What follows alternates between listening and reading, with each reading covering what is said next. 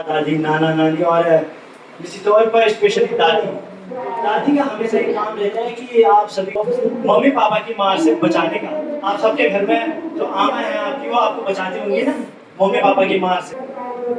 मुझे मेरी आमा की मार से बचाने के लिए मेरे मम्मी पापा को बीच में आना पड़ता है। और वो मार मतलब आप सबके पास किस्से होंगे कि आपकी दादी ने आपको ये कहानी सुनाई, वो कहानी सुनाई। मेरी स्मृति ये है, मेरी याद ये है कि मेरी दादी ने मुझे यहाँ मारा, मेरी दादी ने मुझे वहां मारा। ये तमाम मतलब दादी हमारी थी, पूरे गांव में बड़ी सख्त, और परिवार का तो छोड़िए पूरा गांव डरता था। वैसे आमतौर पर हम कहते हैं कि दादा का बड़ा रोब है, दादा का बड़ा रोब है, लेकिन मेरे दादा जो एक विशाल आदमी थे, बड़े मजबूत से आदमी थे। अगर वो किसी से डरते थे वो निश्चित तौर पर मेरी दादी थी। पर खैर, जब हम सभी छुट्टियों के बाद वापस शहर की ओर आते थे, तो मेरे हम उम्र के बहुत से लड़के गांव से जब वापस आते थे, तो मैं देखता था कि लोगों की दादियां तहाड़ मार कर रो रही है, तहाड़ मार कर रो रही है कि उनके पोते उनकी पोतियों की छुट्टी खत्म हो गई और वो वापस जा रहे हैं। मेरे भाई और मैं, हम सोचते थे कि हम गलत घर में पैदा हो गए, हमारी दादी में कुछ डिफॉल्ट सेटिंग बिगड़ गई है, क्योंकि हमारी दादी एक हाथ से मेरे भाई के कपड़े सेट कर रही है, एक हाथ से मेरे कपड़े सेट कर रही है, मेरी मम्मी को कपड़े सेट करते करते हिदायतें दे दिया, अगर तुम दोनों ने मेरे लड़के का नाक कटाया तो मैं तुमको देख लूंगी। मतलब यार, दादी अगर घर से जाए तो अपने पोतों को आशीर्वाद प्यार देती है, जल्दी आना, ये आना। तो हमारे गांव जाना कभी एडवेंचर नहीं रहा था बचपन में।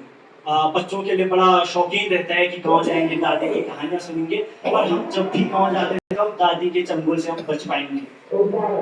खैर, समय धीरे धीरे आगे बढ़ा, जब हम शहरों को आगे तो हम बड़े आजाद, मेरा भाई और मैं जो किसी से नहीं डरते थे, मम्मी हमारे पीछे परेशान, हम स्कूल से आ रहे हैं, जूते कहीं खुल रहे हैं, बैग कहीं पटक रहे हैं, कभी कुछ कर रहे हैं, मम्मी हमारी परेशान। तो एक दिन फिर से हम स्कूल से आए और जूते हमने कहीं रख दिए, कहीं बैग रख दिया, दोनों भाई लड़ रहे हैं, किसी की शर्ट फाड़ दिया आपस में लड़ लड़ के, कभी किसी ने किसी का नाक तोड़ दिया, मम्मी पापा बड़े परेशान।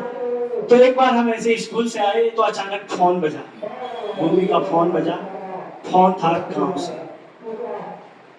गांव से फोन आया। निश्चित तौर पर मेरी दादी के पास फोन नहीं था, तो हमारे पड़ोस में एक दाई थी, तो उनके फोन से दादी ने फोन किया, और फोन जैसे ही बजा मम्मी ने बड़े प्यार से उठाया, क्योंकि मम्मी को पता था वो औरत उनकी सास है। तो मम्मी ने उठाया, हेलो, और भी प्यार से हेलो, वहां से आवाज आई, मैं कल आ रही हूँ, ठीक है, सुबह पहुंच जाऊंगी। मतलब दादी का ये इंट्रोडक्शन था कि कहाँ क्या कौन कैसे है, पौधे कैसे हैं, कौन कैसे है, ये कुछ नहीं, मैं सुबह आ रही हूँ कल। वो रात मेरे भाई और मेरे लिए कुछ ऐसी थी कि रामानंद सागर की एक लाइन है, यही रात अंतिम, यही रात भारी। तो हमें ये रात कुछ ऐसी ही लग रही थी, कुछ ऐसी ही भारी और कुछ ऐसी ही अंतिम, क्योंकि हमें पता था कल से हमारी गुलामी के दिन शुरू होने हैं। गुलामी मतलब जिस तरह अंग्रेजों ने हम सारे हिंदुस्तानी अंग्रेजों के समय पे बड़े रहते थे ना कि मुरझाए से चुपचाप से सर नीचे किए हुए, तो हमारे कुछ दिन फिर से वैसे दिन वापस आने वाले थे।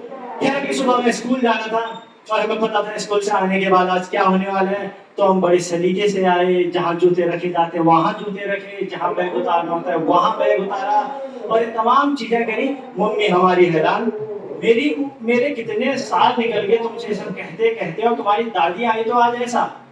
खैर हम कुछ नहीं बोले, क्योंकि जब हमारी घर पे दादी होती थी तो हम तो छोड़े, हमारे पापा की हिम्मत नहीं कुछ बोल दे तो फिर तो हम किस खेत की मूंगी है, तो हम सब बड़े शांत रहते थे।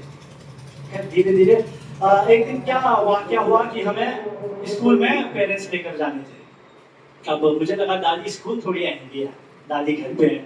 मैंने मम्मी को बोला कि मम्मी कल ऐसे स्कूल में मीटिंग है और आपको आना है। वो बात पता नहीं कैसे, क्योंकि मुझे मम्मी पर तो भरोसा है, मम्मी ने तो नहीं बताया होगा, लेकिन कैसे न कैसे मेरी दादी के कानों में पहुंच गई, और दादी अगले दिन तैयार, चल मैं आऊंगी तेरे साथ। अब स्कूल में मैं ना तो इतना अच्छा स्टूडेंट रहा था कि टीचर मेरी तारीफ के फुल मारते, और ना ही इतना खराब था कि कुछ ज्यादा बोलते। खैर स्कूल में मैं अपनी दादी के साथ गया और टीचर सामने थे, तो दादी बोलती, और टीचर ने सबसे पहले दादी से बोला, अच्छा तो आप इनके पेरेंट्स हैं? दादी बोलती, अपना समय बर्बाद करके किसी दूसरे के साथ आऊंगी। अब टीचर मुझे देखे, दादी टीचर को देखे, और मैं जमीन को देखूं। मुझे पता था कि आज लंका लगने वाली। खैर जैसे जैसे हुआ उसके बाद मुझे बाहर भेज दिया गया। तो उसके बाद दादी और टीचर के बीच पता नहीं क्या बात हुई, मुझे वो बात आज तक पता नहीं चली। अगले दिन मेरे दोस्तों को जरूर पता चला क्योंकि मेरे गाल में बहुत दर्द हो रहा था। अब मुझे नहीं पता टीचर ने क्या कहा। समय बीतता रहा, उम्र बढ़ती रही, दादी भी अब पहले से कुछ कमजोर दिखाई देने लगी, तो कुछ तबीयत खराब रहने लगी। तो पिताजी हमारे आए और दादी को लेकर गए लखनऊ, हमारी बुआ रहती थी। तो लखनऊ में जब इलाज कराया तो हमें पता चला कि दादी को कैंसर है। ये हम सभी के लिए बड़ा हैरान करने वाला मामला था। वो महिला जो पूरे घर की दीवार थी, वो महिला जो पूरे गांव की रौनक थी, उसे कैंसर निकला था। मेरे बाद मन में ख्याल आया कि शायद ये कोई छोटी बीमारी होगा, कुछ जुकाम टाइप तो ठीक हो जाएगा। हालांकि दादी का इलाज चला, उन्हें अस्पताल लेकर गए और तमाम इंजेक्शन जो उस समय उपलब्ध थे वो कराए गए और दादी घर आ गई। हालांकि डॉक्टर ने कहा था कि कुछ भी भारी काम नहीं करना है। तो अगले दिन दादी को लेकर हम सब गाँव गए। हमें लगा दादी को आराम की जरूरत है, हम सब सो गए। अगले दिन 5 बजे हम सभी घर वालों को कुछ आवाज आती है कि जैसे कोई खेत में चिल्ला रहा हो। हमें लगा सुबह सुबह कौन चिल्ला रहा है। वो महिला जिसका वो कैंसर का ट्रीटमेंट हुआ था, वो महिला जिसे तमाम इंजेक्शन लगे, कीमोथेरेपी हुई थी, वो महिला सुबह सुबह खेत में काम करते करते गई, ये घर वाले कब सुधरेंगे। हम सब एक दूसरे को देख के हैरान कि फिर से ये क्या ड्रामा है। समय बीतता रहा और निश्चित तौर पर कैंसर के कारण दादी कुछ नहीं पाई। जिस दिन मेरी दादी गुजरी थी उस दिन हम ये डिहाट में थे। तो पिताजी का फोन आता है मेरे बड़े भाई के उसमें और कहते हैं कहाँ हो। मैंने बोला यही डिहाट में, फोन मैंने उठाया था। तो पापा कहते यार घर आ। मुझे लगा फिर से दादी के चंगुल में। मैंने मना करा तो दादा बोले, पापा बोले दादी नहीं रही। किसी का जाना क्या होता है। वो महिला जो अच्छी खासी इतने सालों से लगातार हमारे साथ रही, जिसकी सख्ताई में हमें जीने की आदत थी, वो महिला हमें छोड़ के जा चुकी थी। जब हम घर पहुंचे तो देह माथ पड़ी हुई थी। मुझे ले जाया गया दादी के पास। मैंने हाथ छूकर देखा तो इतना ठंडा। वो महिला जो अपने गर्म स्वभाव के लिए पूरे गांव में जानी जाती थी, जो हमारे घर परिवार की पूरी रौनक थी, आज एकदम ठंडी पड़ चुकी थी।